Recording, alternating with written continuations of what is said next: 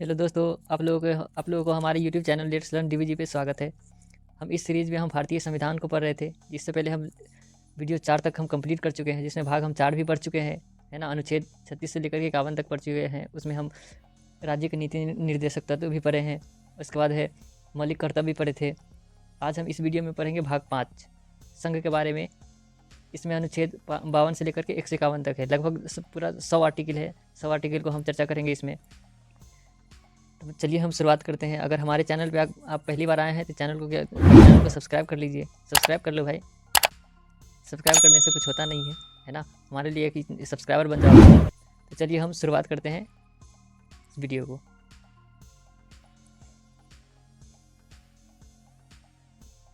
राष्ट्रपति का पद ब्रिटेन से लिया गया। राष्ट्रपति का पद कहाँ से लिया गया है? तो ब्रिटेन से लिया गया है। इसको याद रखेंगे, है ना। ये हमेशा एग्जाम में पूछता है, राष्ट्रपति का पद कहाँ से लिया गया है? तो ब्रिटेन से लिया गया। ठीक। राष्ट्रपति भवन रायसीना पहाड़ी पर एक एडविन लुटियंस तथा विकर्ट्स ने बनाया था। जो हमारा राष्ट्रपति भवन है वो कौन बनाया था? एडविन लुटियंस तथा विकर्ट्स ने बनाया है। कहाँ पर है वो राष्ट्रपति भवन? तो रायसीना की पहाड़ी पर है। अनुच्छेद 52 में क्या कहा गया है? तो अनुच्छेद 52 में कहा गया है राष्ट्रपति का पद एक प्रावधान है। अनुच्छेद 52 में कहा गया है हमारे संविधान के अंदर में कि हमारे देश में क्या होगा? एक राष्ट्रपति होगा। तो राष्ट्रपति की चर्चा किस अनुच्छेद में किया गया है? तो राष्ट्रपति की चर्चा अनुच्छेद 52 में किया गया है। अनुच्छेद 53 में क्या है? अनुच्छेद 53 में कहा गया है राष्ट्रपति कार्यपालिका का औपचारिक प्रधान होता है, जबकि वास्तविक प्रधान क्या होता है? पीएम होता है। कहने का मतलब औपचारिक प्रधान का मतलब है कि राष्ट्रपति के नाम से सारा काम होगा, बाकी सारा काम करेगा कौन? तो सारा काम करेगा पीएम। राष्ट्रपति लगभग कोई काम नहीं करता है, ऐसे हम जनरली हम कह सकते हैं, लेकिन उसके नाम से सारा काम होता है। जितने भी काम होता है देश सेंट्रल लेवल पे, सारा काम राष्ट्रपति के नाम से होता है। उस पर राष्ट्रपति का सिग्नेचर होता है। अनुच्छेद 54 के अंदर में क्या कहा गया है? राष्ट्रपति का निर्वाचन एक निर्वाचक मंडल द्वारा होता है, जिसमें लोकसभा, राज्यसभा तथा विधानसभा के निर्वाचित सदस्य भाग लेते हैं। अब इस चीज़ को समझिए, लोकसभा, राज्यसभा और विधानसभा के निर्वाचित सदस्य। कहने का मतलब कि लोकसभा में कितना भी सीट है? तो लोकसभा में भी है 545, जिसमें से 2 क्या था? एंग्लो इंडियन था, तो उसको हटा दिया गया है। तो लोकसभा जितने निर्वाचित जो इलेक्शन से इलेक्ट होकर के जाएगा वही सिर्फ भाग ले सकता है लोकसभा में। और राज्यसभा के अंदर में कितना सीट है राज्यसभा के अंदर में? तो राज्यसभा के अंदर में सीट है 245। ठीक। तो 245 सीट में जो 12 जो है मनोनीत किया जाता है। तो जो मनोनीत है उसको इस इलेक्शन में क्या है? वोटिंग नहीं करना है। जो इलेक्ट होकर के जाएगा, जो इलेक्शन से जाएगा, उसी को ये अथॉरिटी मिलता है कि वो राष्ट्रपति के निर्वाचन में भाग लेगा। और विधानसभा के निर्वाचित सदस्य जो स्टेट में होता है ना, विधायक, तो विधायक जो इलेक्टेड होता है तो वो ही जाएगा और इसके राष्ट्रपति के निर्वाचन में क्या करेगा? वो भाग लेगा, राष्ट्रपति को वोट कर सकता है। बाकी जितने भी विधान परिषद है या फिर राज्यसभा में जो निर्वाचित सदस्य है वो राष्ट्रपति का इलेक्शन में वोट नहीं कर सकता है।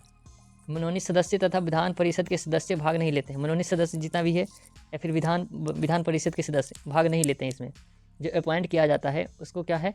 इस राष्ट्रपति के निर्वाचन में भाग लेने का अलाउ नहीं है। बाकी विधान परिषद आप जानते ही है पूरे देश में कितने राज्य में है अभी तक विधान परिषद? पूरे देश के अंदर में 6 राज्य में विधान परिषद है, बाकी सब राज्य में तो है भी नहीं। तो इसको तो ऑलरेडी अथॉरिटी नहीं मिलेगा। अगर अथॉरिटी मिलता तो सारा का सारा जो राज्य है हमारे देश के अंदर में, सभी राज्य बोलेगा कि हम लोग कैसे वोट करेंगे। इसलिए विधान परिषद के जो सदस्य है उसको भाग लेने का अथॉरिटी नहीं है। नेक्स्ट कहा गया है जब सीएम ये विधान परिषद का होता है तो वह मतदान नहीं करेंगे, क्योंकि विधान परिषद का अथॉरिटी नहीं है राष्ट्रपति के मतदान करने का। 17वां संविधान संशोधन के द्वारा दिल्ली और पुडुचेरी के विधानसभा सदस्य को भी निर्वाचक मंडल में शामिल किया गया।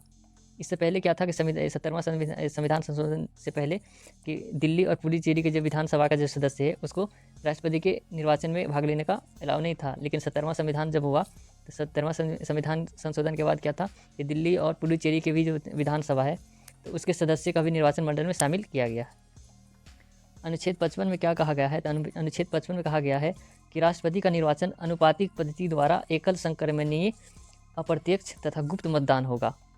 राष्ट्रपति का निर्वाचन कैसा होता है? तो एकल संक्रमणीय होता है ना, अप्रत्यक्ष होता है। तो अप्रत्यक्ष का कहने का मतलब है कि हम लोग अभी तक जो इलेक्शन में जो वोटिंग करते हैं तो कितने लोगों को किसका वोटिंग करते हैं? तो जैसे लोकसभा का इलेक्शन होता है तो लोकसभा के इलेक्शन में क्या करते हैं? हम लोग वोटिंग करने जाते हैं तो वो प्रत्यक्ष हो गया। उसके बाद विधानसभा का इलेक्शन होता है, उसमें भी क्या करते हैं, वोट करते हैं, जो जनता वोट करती है वो भी क्या हो गया, प्रत्यक्ष हो गया, जनता इसमें चुनती है। उसके बाद ग्राम पंचायत का इलेक्शन हो गया, तो उसमें भी जो मुखिया का इलेक्शन ग्राम पंचायत में होता है। उसी तरीके से शहर में क्या होता है, नगर निगम होता है, तो उसमें क्या करती है, जनता जाकर वोट करती है, तो वो प्रत्यक्ष इलेक्शन हो गया। लेकिन राष्ट्रपति का इलेक्शन क्या है, अप्रत्यक्ष है। अप्रत्यक्ष का मतलब इसमें जनता भाग नहीं लेती है, लेकिन जनता द्वारा चुने गए जो निर्वाचित सदस्य होता है, जो ये लोकसभा में है या फिर राज्यसभा में या फिर विधानसभा में, तो वो जनता के द्वारा क्या है, निर्वाचित सदस्य है, तो वही सदस्य सिर्फ भाग ले सकता है, तो वही है अप्रत्यक्ष, जिसमें जनता डायरेक्ट भाग नहीं लेती है, लेकिन जनता के द्वारा चुने गए जो प्रतिनिधि है वो प्रतिनिधि इसमें भाग लेते हैं। और एकल संक्रमणीय का मतलब है कि उसकी जो अनुपातिक प्रणाली होता है, सिंगल वोट ट्रांसफरेबल। हम लोग अभी तक क्या जानते हैं कि इतना कि विधानसभा है ना, या फिर लोकसभा या फिर ग्राम पंचायत के जो इलेक्शन होता है, उसमें जिसकी बहुमत होती है वो जीत करके वो क्या होता है, उसकी मतलब जीत होती है। जिसका वोट ज़्यादा पड़ता है वो उसकी जीत होती है। लेकिन राष्ट्रपति के इलेक्शन में ऐसा नहीं होता है। राष्ट्रपति के इलेक्शन में क्या होता है कि अगर 4 लोग राष्ट्रपति के पद के लिए अगर कैंडिडेट खड़ा हुए हैं, तो उसमें क्या होगा कि अगर आप वोट करने जाएंगे, जो मतलब विधानसभा या फिर लोकसभा के सदस्य जो वोटिंग करने के लिए जाते हैं, तो उसमें क्या होता है कि चारों को उसको मत देना होता है। पहले नंबर पर किसका रखना है, दूसरे नंबर पर किसका रखना है, तीसरे नंबर पर किसको वोट देना है, चौथे नंबर पर किसको वोट देना है, चारों को वोट दे करके आते हैं। पहले नंबर पर जिसको पहले प्रायोरिटी देते हैं उसको पहला नंबर देता है, जो दूसरे नंबर पे रहता है ना, वो जो उसको अच्छा लगता है उसको दूसरे नंबर पे अपना वोट करते हैं। जो उसके पसंद के लायक नहीं है राष्ट्रपति, उसको चौथे नंबर पर वोट करके आता है। लेकिन वोट क्या करेगा, वोट चारों को वोट करेगा वो, है ना, चारों को जो सिंबल होगा उस चारों को वोट करके आएगा।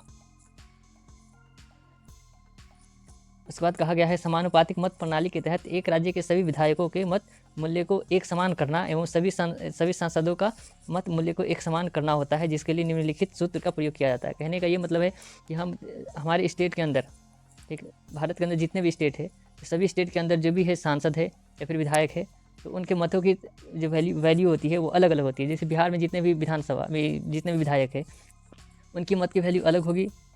यूपी में जितने भी विधायक है ना, उसकी मत की वैल्यू अलग होगी। राजस्थान में जितने भी विधायक है उसकी मत की वैल्यू अलग होगी, सबकी मत की वैल्यू अलग अलग होता है। उसी तरीके से सांसद में भी ऐसे ही होता है। जो बिहार से जितने भी सांसद जाएंगे उसकी वैल्यू अलग होगी, यूपी से जितना भी सांसद जाएंगे, है ना, उसके वोट का वैल्यू अलग होगा। तो उसके लिए एक फार्मूला दिया गया है। अगर किसी एक स्टेट का अगर हमको क्या निकालना है, एक विधायक का अगर हमको वोट का वैल्यू निकालना है, जैसे बिहार का हो गया, तो बिहार का अगर एक विधायक का अगर हमको वोट का वैल्यू चाहिए, इसका एक जो वोट करके आएगा उसका वैल्यू कितना होगा, तो राज्य के अंदर में जितनी जनसंख्या है उसको, और विधानसभा में जितने भी निर्वाचित सदस्य हैं, जितना भी लोकसभा के जितने भी निर्वाचित सदस्य हैं, अभी कितना है बिहार के अंदर में, तो बिहार के अंदर में जो विधानसभा सीट की संख्या 243, तो और बिहार के अंदर में जितने भी जनसंख्या उसको 243 से क्या करेंगे, उसको डिवाइड करेंगे, फिर 1/1000 से फिर उसको मल्टीप्लाई कर देंगे, तो एक क्या हो जाएगा, एक विधायक का हमारा मत मूल्य निकल के आ जाएगा। उसी तरीके से अगर एक सांसद का मत मूल्य निकालना है, तो एक सांसद का मत मूल्य निकालने के लिए क्या करेंगे, सभी विधायकों के मतों का योग, है ना, पूरे भारत के अंदर में जितने भी विधायक है ना, सभी विधायकों के मतों का योग करेंगे। उसके बाद लोकसभा एवं राज्यसभा के निर्वाचित सदस्यों की संख्या जितना है उससे डिवाइड करेंगे, तो क्या हो जाएगा, हमारे एक सांसद का वोट वैल्यू निकल। यदि वैध मतों का 1/6 मत नहीं मिला तो जमानत जब्त हो जाएगी। जो राष्ट्रपति के पद के लिए अगर ये कैंडिडेट खड़ा होते हैं, उसको क्या होता है कि 15,000 रुपये जमानत राशि जमा करना होता है। और वो जमानत राशि कहाँ जमा होता है, तो जमानत राशि जमा होता है RBI के पास। अगर वो इतना वोट नहीं लेकर के आता है, 1/6 जितना वोट वहाँ पर इलेक्टेड होता है, जितना वोटिंग होता है, उसका 1/6 वैल्यू अगर वो नहीं लेकर आता है, तो इसकी 15,000 रुपये क्या हो जाती है, 15,000 रुपया जब्त हो जाती है। 15,000 रुपये क्या करना पड़ता है, उसको जमानत राशि जमा करना होता है।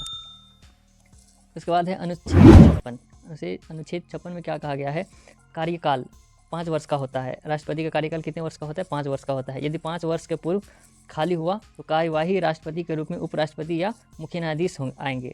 अगर राष्ट्रपति का पद जैसे 5 साल के लिए उसके क्या होता है, कार्यकाल होता है। उससे पहले अगर राष्ट्रपति कहीं डेथ कर गया, है ना, या फिर रिजाइन दे दिया, तो रिजाइन देने के कंडीशन में क्या हो जाएगा, राष्ट्रपति का पद कौन संभालेगा, तो उपराष्ट्रपति संभालेगा, है ना, क्योंकि संविधान में कहा गया है कि राष्ट्रपति का पद कभी भी खाली नहीं होनी चाहिए। अगर संविधान में ये कहा गया है कि राष्ट्रपति का पद कभी खाली नहीं होने चाहिए, तो राष्ट्रपति अगर रिजाइन दे देता है तो तुरंत क्या करना पड़ेगा, उपराष्ट्रपति को राष्ट्रपति के पद पे लाना पड़ेगा। और राष्ट्रपति के पास जितने भी पावर है, जितने भी उसके जो भी सैलरी मिलती है, जो भी उसके पास फैसिलिटी है, वो सारा फैसिलिटी किसको मिलेगा, उपराष्ट्रपति को मिलेगा। और उपराष्ट्रपति कब तक रहेगा, तो उपराष्ट्रपति तब तक रहेगा जब तक कि नया राष्ट्रपति न बन जाए। और नया राष्ट्रपति कितने दिन में बनाना होता है, तो 6 महीने के अंदर में क्या करना पड़ता है, इलेक्शन करवाना पड़ता है। ठीक, 6 महीने के अंदर में इलेक्शन करवा करके नए राष्ट्रपति को लाना होता है।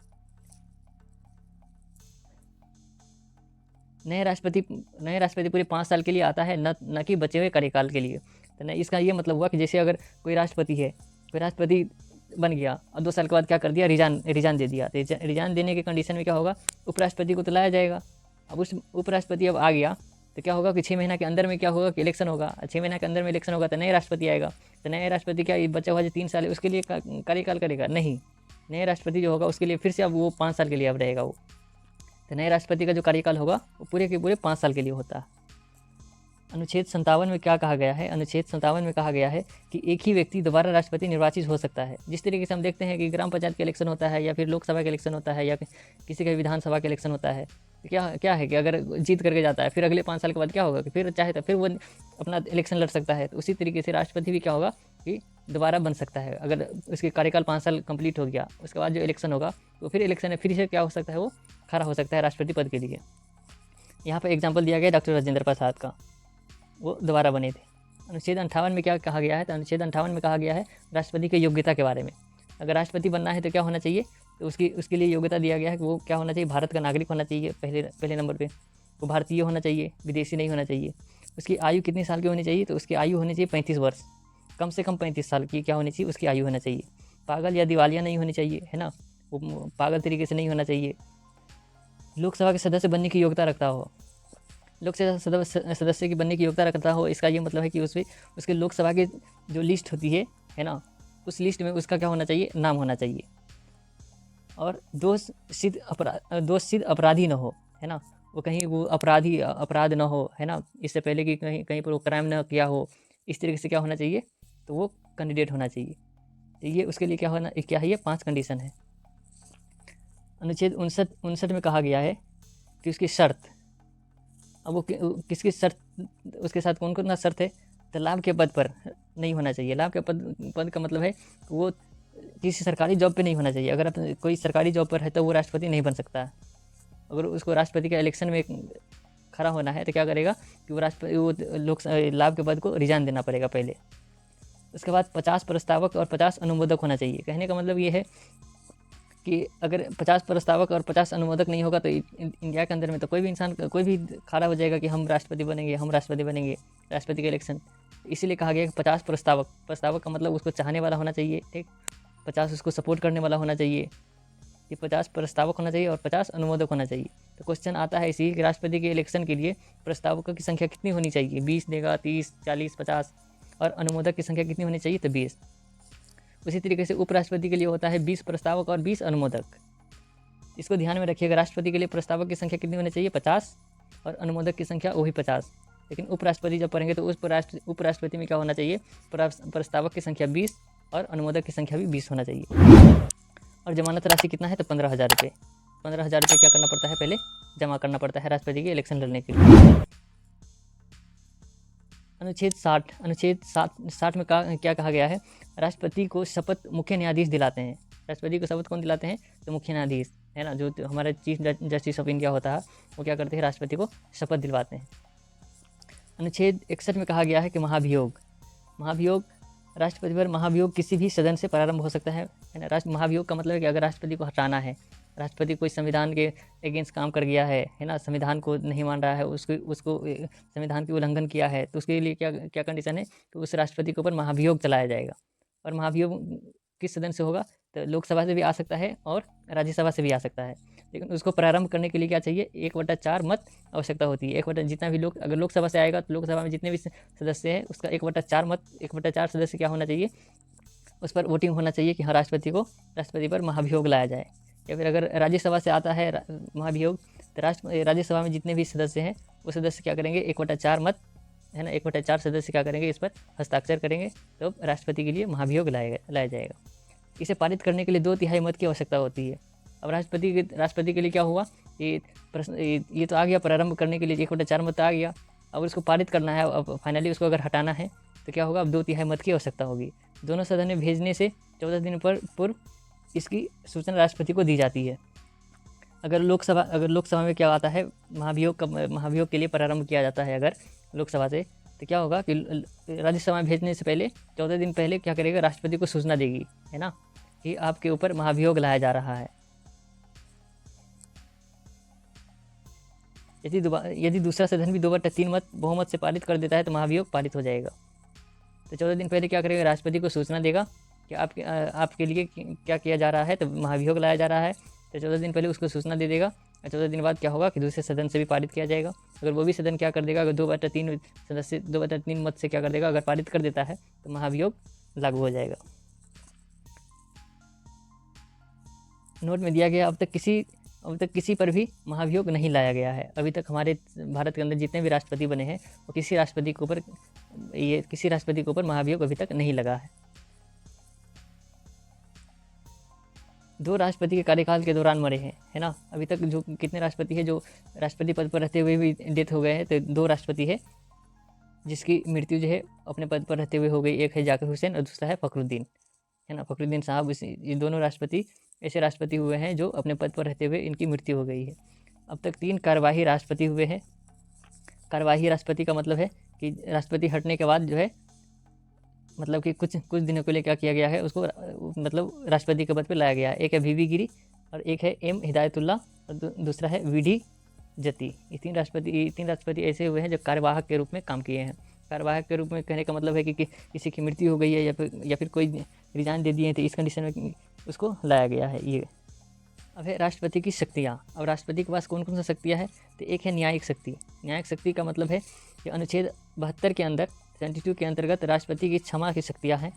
राष्ट्रपति क्षमा करने से पूर्व गृह मंत्रालय की सलाह लेता है। अगर किसी भी मामले में राष्ट्रपति अगर कोई क्राइम कर गया है ना, उसकी जेल हो गई है, अगर राष्ट्रपति चाहे तो उसको क्या कर सकता है, उसको क्षमादान करवा सकता है। लेकिन क्षमादान करवाने से पहले क्या करेगा वो राष्ट्रपति, तो गृह मंत्रालय से सलाह लेगा। सलाह लेने का मतलब है कि उसका पूरा डॉक्यूमेंट वेरिफिकेशन होगा कि कैसे है ना, इससे पहले क्या किया था। इस कंडीशन में अगर उसकी सारा डॉक्यूमेंट या सारा फीडबैक अगर अच्छा रहा तो राष्ट्रपति क्या कर सकता है, उसको माफ़ी दिलवा सकता है। तो क्षमादान की शक्तियाँ हैं राष्ट्रपति के पास।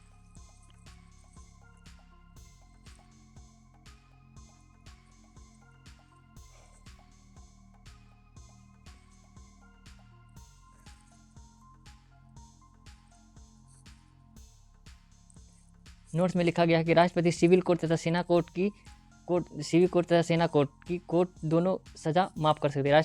राष्ट्रपति के पास ये पावर है कि सिविल कोर्ट का भी मामला क्या कर सकता है, क्षमादान करवा सकता है, और सेना के कोर्ट का भी मामला क्या करवा सकता है, उसको भी सज़ा माफ़ करवा सकता है। राज्यपाल भी सज़ा माफ़ कर सकता है, किंतु फांसी एवं सेना की सज़ा माफ़ नहीं कर सकते हैं। तो राज्यसभा की भी क्या है, उसके पास ही पावर है क्षमादान करने का, लेकिन क्षमादान करने का पावर है तो फांसी की सज़ा माफ़ नहीं करवा सकता है राज्यपाल, और सेना की सज़ा जो है माफ़ नहीं करवा सकते। लेकिन राष्ट्रपति के पास ऐसा पावर है कि वो फांसी की सज़ा भी माफ़ करवा सकता है और सेना की सज़ा को भी माफ़ करवा सकता है। अमेरिकी राष्ट्रपति सेना की सज़ा को माफ़ नहीं कर सकता है। अमेरिकी राष्ट्रपति के पास ये पावर नहीं है कि सेना की सज़ा को माफ़ करे, लेकिन भारतीय राष्ट्रपति के पास ये पावर है कि सेना की सज़ा को भी माफ़ कर सकता है। उसके बाद ये सैन्य शक्ति का मतलब है कि राष्ट्रपति तीनों जो सैन्य होता है, वायुसेना, थल सेना और जल सेना, तीनों सेना का क्या होता है, प्रधान होता है। अतः यह किसी देश से युद्ध या विराम की घोषणा करता है। मतलब अगर किसी कंडीशन में कोई बाहरी देश क्या कर दिया कि हमारे देश के ऊपर अटैक कर दिया, तो अटैक करने के कंडीशन में ये सारा जो ऑर्डर होता है कौन देता है, ये तो राष्ट्रपति देगा। राष्ट्रपति देता है। युद्ध की घोषणा भी कर सकता है, या फिर अगर युद्ध चल रहा हो तो उसके विराम की घोषणा भी कर सकता है, युद्ध को रोक भी सकता है। अगर ऑर्डर दे दे कि युद्ध नहीं करना है तो वो राष्ट्रपति कर सकता है, उसके पास ये पावर है। उसके बाद है राजनीतिक शक्ति।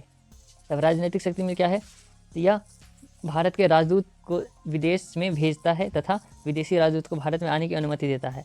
तो राजनीतिक शक्ति क्या है, तो जो हमारे देश से जो जितने भी राजदूत हैं जो अलग अलग देश में जाते हैं, है ना, हमारे देश के लिए जाते हैं, तो वो क्या कर सकते हैं, राष्ट्रपति उस राजदूत को भेज सकते हैं दूसरे देश के अंदर में, और दूसरे देश के राजदूत भी क्या करते हैं, हमारे देश में आकर के रह रहे हैं, है ना, अपने देश के लिए, वो अपने देश के लिए, तो अपने देश के लिए रह रहे हैं, तो उनको भी अनुमति कौन देता है, तो उनको भी अनुमति राष्ट्रपति ही देता है। वो विदेश जाने वाले मंत्री राष्ट्रपति से अनुमति लेकर ही जाते हैं। जो मंत्री है ना, जो संसद के अंदर में जो भी मंत्री है, अगर उसको विदेश जाना है, किसी भी देश के अंदर में जाना है, तो क्या करेगा, पहले राष्ट्रपति से अनुमति लेगा। अगर राष्ट्रपति से अनुमति नहीं लेता है, फिर भी वो चला जाता है, तो इस कंडीशन में क्या हो जाएगा, उसके पद को हटा देगा वो।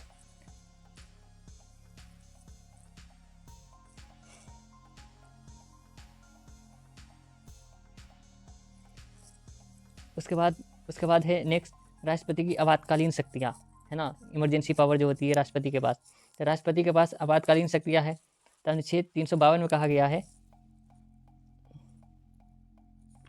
अनुच्छेद 352 में कहा गया कि जब किसी विदेशी आक्रमण हो जाए या सशस्त्र विद्रोह हो जाए तो मंत्रिमंडल की सिफारिश पर राष्ट्रपति राष्ट्रीय आपात की घोषणा कर सकते हैं। अगर किसी दूसरे देश, बाहरी देश, है ना, बाहरी देश आक्रमण कर दे या फिर हमारे अपने देश के अंदर ही क्या हो जाए, सशस्त्र विद्रोह हो जाए, तो मंत्रिमंडल की सलाह पर क्या करेगा राष्ट्रपति, आपातकालीन घोषणा कर सकती है, इमरजेंसी घोषणा कर सकती है। इमरजेंसी घोषणा करके वहाँ पर फोर्स भर सकती है ना, उस एरिया को खाली करवा सकती है।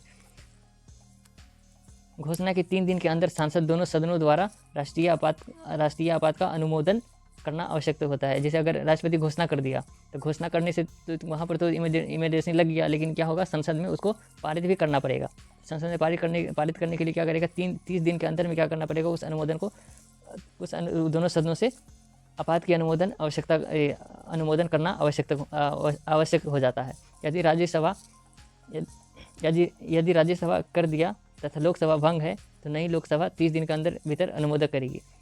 जैसे अगर राज्यसभा तो परमानेंट हाउस है, तो वहाँ राज्यसभा के सदस्य क्या करेगा, उस घोषणा को क्या करेगा, पारित कर देगा। लेकिन अगर लोकसभा का अगर सदस्य क्या है, भंग है, तो लोकसभा क्या करेगा, 30 दिन के अंदर में उसकी अनुमोदन करेगी। वो दोनों सदनों में अनुमोदन मिलने के बाद आपात 6 माह तक लागू रहता है। अनुमोदक अनंत काल तक बढ़ाया जा सकता है। अब दोनों सदनों से क्या हो गया, पारित हो गया वो, है ना, इमरजेंसी घोषणा। तो दोनों सदनों से पारित होने के बाद क्या हो सकता है, वो 6 महीना तक लागू हो सकता है और 6 महीना करके उसको अनंत काल तक ले जाया जा सकता है। 6 महीने के बाद ऑटोमेटिक नहीं खत्म होता है, 6 महीने के बाद फिर घोषणा होगा, है ना, उस डेट को फिर बढ़ाया जाएगा। तो बढ़ाने के बाद 6 महीना करके क्या होगा, अनंत काल तक उसको रखा जा सकता है इमरजेंसी को। यदि राष्ट्रपति बिना मंत्रिमंडल सिफारिश के आपात लागू कर देता है तो इसकी चुनौती सुप्रीम कोर्ट में दी जा सकती है ना। राष्ट्रपति क्या कर सकती है, अगर राष्ट्रपति अगर बिना मंत्रिमंडल की सिफारिश से ही अगर लागू कर देता है तो इस कंडीशन में इस चुनौती को सुप्रीम कोर्ट में दी जाएगी। राष्ट्रपति राष्ट्रीय आपात प्रभाव। लोकसभा एवं विधानसभा का कार्यकाल एक बार में 1 वर्ष के लिए बढ़ाया जाता है ना। अगर आपात प्रभाव हो जाए तो लोकसभा या विधानसभा के कार्यकाल जो होता है एक बार में 1 वर्ष के लिए बढ़ा दिया जाता है। देश का संघीय ढांचा प्रभावित हो सकता है ना। देश का संघीय इस तरीके से इमरजेंसी लगता है तो क्या होता है, देश का जो है, देश के ऊपर थोड़ा निगेटिव प्रभाव पड़ता है। अनुच्छेद 52 में कहा गया है कि जब अनुच्छेद 52 जब लागू रहता है तो अनुच्छेद 58 स्वतः लागू हो जाता है। तो क्वेश्चन में आता है कि वो कौन सा आर्टिकल है जो अनुच्छेद 52 को लगते ही ऑटोमेटिक वो स्वतः लागू हो जाता है। तो अनुच्छेद 358, जब भी 352 लगेगा तो 358 ऑटोमेटिक क्या हो जाता है, वो लागू हो जाता है। जिसमें अनुच्छेद 19 की स्वतंत्रता को स्थगित कर दिया जाता है। अनुच्छेद 19 में क्या है, तो बोलने की, घूमने की, है ना, इस चीज़ की स्वतंत्रता है। तो स्वतंत्रता क्या हो जाता है, ये स्थगित हो जाता है। लेकिन 20 और 21 नहीं ख़त्म होता है, पढ़े थे हम, है ना, मौलिक अधिकार में। अनुच्छेद 359 आपातकाल के दौरान राष्ट्रपति को यह अधिकार देता है कि वह अनुच्छेद 20 और 21 को छोड़कर किसी भी मूल अधिकार को निलंबित कर सकता है। तो ये कौन सा आर्टिकल ये कहता है कि 20-21 नहीं लागू हो सकता है किसी भी इमरजेंसी काल में। तो अनुच्छेद 59 ये कहता है कि कहीं पर भी अगर इमरजेंसी पावर लगता है तो अनुच्छेद 20 और 21 को छोड़कर सभी मूल अधिकार को निलंबित कर सकते हैं राष्ट्रपति। राज्य सरकार की शक्ति विहीन हो जाती है। संसद राज्य सूची के विषय को कानून बना सकता है, किंतु यह प्रभावी केवल 1 साल तक रहता है। तो उस कंडीशन में अगर किसी राज्य में अगर लग जाता है, इमरजेंसी कानून लग जाता है, ये सारा का सारा राज्य को कंट्रोल करना किसके हाथ में चला जाता है, तो संसद के हाथ में चला जाता है। ठीक। अनुच्छेद 352 में पहली बार मंत्रिमंडल का शब्द का चर्चा हुआ था। अब तक 3 बार राष्ट्रीय आपातकाल लगा है ना। इसको याद रखेंगे कि अब तक कितनी बार राष्ट्रीय आपातकाल लगा है, तो 3 बार लगा है। कब लगा था, तो एक 1962 में लगा था, दूसरा 1971 में, तीसरा 1975 में। तो जब 1962 में लगा था तो चाइना क्या हुआ था, चाइना से युद्ध हो गया हुआ था भारत को। तो उस कंडीशन में 1962 में क्या लगा था, राष्ट्रीय आपात लगा हुआ था। फिर 1971 में क्या हुआ था, बांग्लादेश के साथ क्या हुआ था, संकट हुआ था बांग्लादेश पाकिस्तान के लिए। ठीक, तो उस कंडीशन में लगा था। फिर 1975 में आंतरिक अशांति के लिए लग गया था एक बार। ये 3 बार लगा था राष्ट्रीय आपात। इस डेट को याद रखेंगे, एक 1962 में, दूसरा 1971 और तीसरा 1975 में।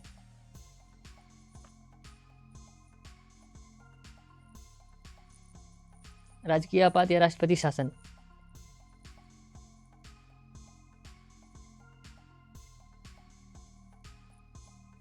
राजकीय आपात या राष्ट्रपति शासन। यह तब तक लगाया जाता है जब राज्य का संवैधानिक ढांचा विफल हो जाता है। राजकीय आपात कब लगाया जाता है? जब राज्य क्या हो जाता है? संवैधानिक ढांचा से विफल हो जाता है। तो संवैधानिक ढांचा का कहने का मतलब है कि किसी राज्य का अगर राज्यपाल है ना, अगर संविधान के अकॉर्डिंग अगर काम नहीं करता है तो उस राज्य के अंदर में क्या किया जाता है? राजकीय आपात या राष्ट्रपति शासन लगा दिया जाता है। राष्ट्रपति शासन अगर लग गया है ना, तो उस राज्य का सारा कंट्रोल किस में चला जाएगा? किसके हाथ में चला जाएगा? तो राष्ट्रपति के हाथ में चला जाता है। अनुच्छेद 355 में कहा गया है कि प्रत्येक राज्य संविधान के अनुरूप अगर शासन करेगी, प्रत्येक राज्य संविधान के अनुरूप शासन करेगी, अर्थात बहुमत की सरकार द्वारा ही शासन होगा। अनुच्छेद 55 में कहा गया है कि जितने भी राज्य है वो संविधान के अनुरूप ही काम करेगी, और दूसरा कि जिसकी बहुमत होगी राज्य में उसकी ही सरकार बनेगी, कोई ज़बरदस्ती अपनी सरकार नहीं बना सकता है। अनुच्छेद 365 में कहा गया है कि राज्य केंद्र सरकारों के दिशा निर्देश पर कार्य करेगी। राज्य क्या करेगी? तो केंद्र सरकार के निर्देशों पर काम करेगी। दिशा निर्देश जो राज्य सेंट्रल गवर्नमेंट जो उसको निर्देश देगी उसी के अकॉर्डिंग क्या करेगी? वो राज्य काम करेगी। अगर केंद्र के दिशा निर्देश पर काम नहीं करती है तो वहाँ पर भी क्या किया जा सकता है? तो राष्ट्रपति शासन लगाया जा सकता है। यदि 355 या 365 का कोई राज्य उल्लंघन करेगा तो राज्यपाल की सूचना पर मंत्रिमंडल की सिफारिश पर उस राज्य में राष्ट्रपति आपात लागू किया जा सकता है। 365 में क्या कहा गया है? तो जितने भी राज्य है वो सब क्या है? तो सब राष्ट्रपति केंद्र सरकार के दिशा निर्देश के अनुरूप काम करेगी। और 355 में क्या कहा गया है? तो 355 में कहा गया है कि जिसकी बहुमत होगी उसी की सरकार होगी। अगर ये कंडीशन नहीं हो पाता है किसी राज्य के अंदर में तो क्या करेगी? वहाँ पर राष्ट्रपति शासन लगा दिया जाएगा। यदि राष्ट्रीय आपात का अनुमोदन 60 दिन के भीतर करना अनिवार्य है। राष्ट्रपति अगर शासन लग गया वहाँ पे है ना, तो इसको क्या करना पड़ेगा? 60 दिन के भीतर लागू करवाना पड़ेगा यहाँ पे। यदि राज्यसभा ने कर दिया तथा लोकसभा अनुमोदन की पूर्व भंग है तो लोकसभा 30 दिन के भीतर भी करेगी। अगर कहीं पर राष्ट्रपति शासन लगता है किसी राज्य के अंदर में तो उसमें क्या करेगी? राज्यसभा क्या है? तो राज्यसभा तो परमानेंट हाउस है, तो राज्यसभा से तो अनुमोदन मिल जाएगी। लेकिन अगर लोकसभा की क्या है, लोकसभा अगर भंग है उस कंडीशन में तो लोकसभा भी क्या करेगी? 30 दिन के अंदर में उसको सत्र बुला करके 30 दिन के अंदर में क्या करेगी? उसको अनुमोदक देगी। संसद के दोनों सदनों से अनुमोदन मिलने के बाद 6 माह तक लागू होगा। जब संसद के दोनों सदनों से अनुमोदन मिल जाएगी कि हाँ इस राज्य में राष्ट्रपति शासन लगाना है, तो राष्ट्रपति शासन लगने के बाद 6 महीना तक लागू रहेगी। और 6 माह करके अधिकतम या 3 माह है ना, 3 साल तक लागू किया जाएगा। 3 माह दिया हुआ है ना, 6 माह करके इसे अधिकतम 3 साल तक लागू किया जा सकता है। पहली बार राष्ट्रपति शासन कब लगा था? तो पहली बार राष्ट्रपति शासन पंजाब में लगा था वो है ना, पेप्सू की कंडीशन में 1951 में लागू हुआ था। उसके बाद है नेक्स्ट है राजकीय आपात का प्रभाव। अगर राजकीय आपात लग जाता है मतलब राष्ट्रपति शासन लग जाता है तो इससे हमारे देश या फिर हमारे राज्य पर क्या प्रभाव पड़ेगा? तो इससे हमारे राज्य पर प्रभाव पड़ेगा कि राज्य की सारी कार्यपालिका शक्ति राज्यपाल के हाथ में चली जाती है ना। वहाँ पर सीएम जो होता है उसके पास पावर नहीं हो पाता, सारा का सारा किसके पास चला जाता है? राज्यपाल के हाथ में चला जाता है। राज्यपाल ही सारा चीज़ कंट्रोल करता है। उसके बाद है मुख्यमंत्री शक्ति विहीन हो जाती है, मुख्यमंत्री के पास कोई पावर नहीं रह जाता है। उसके बाद है नेक्स्ट कि राज्य की विधायी शक्तियाँ संसद के पास चली जाती है ना। राज्य के पास जो विधायी शक्तियाँ होती है वो संसद में चली जाती है। राज्य का बजट संसद में प्रस्तुत होने लगता है। अभी क्या है कि हर राज्य अपना अपना बजट पेश करती है, लेकिन अगर राष्ट्रपति शासन लग जाता है तो इस कंडीशन में क्या हो जाता है कि राज्य के अंदर में जो बजट पेश होती है वो संसद के अंदर में पेश होने लगता। राजकीय आपात के दौरान हाई कोर्ट में कार्यवाही नहीं होती है, और राजकीय आपात अगर लग गया तो ये कार्य जो है प्रभावित नहीं होती है किसमें? सुप्रीम कोर्ट में। उसके बाद है राष्ट्रपति का वित्तीय आपात। वित्तीय आपात कब होता है? तो वित्तीय आपात 360 ये अनुच्छेद 360 में दिया गया है वित्तीय आपात के बारे में।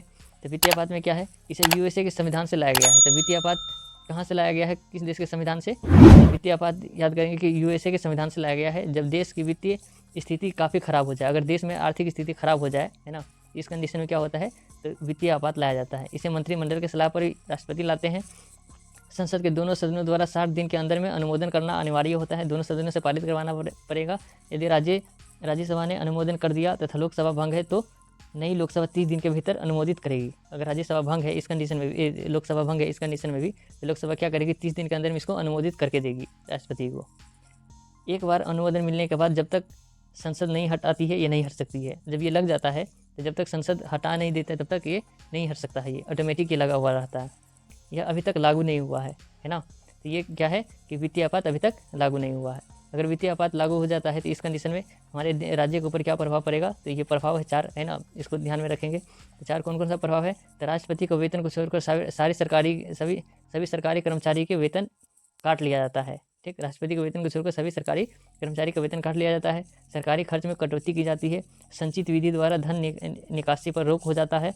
उसके बाद राज्य का बजट राष्ट्रपति के मंजूरी के लिए भेजा जाता है। राष्ट्रपति का प्रभाव इसका प्रभाव पढ़ लिए है ना, राज्य का प्रभाव पढ़ लिए, तो इससे वीडियो बहुत लंबी हो जाएगी है ना।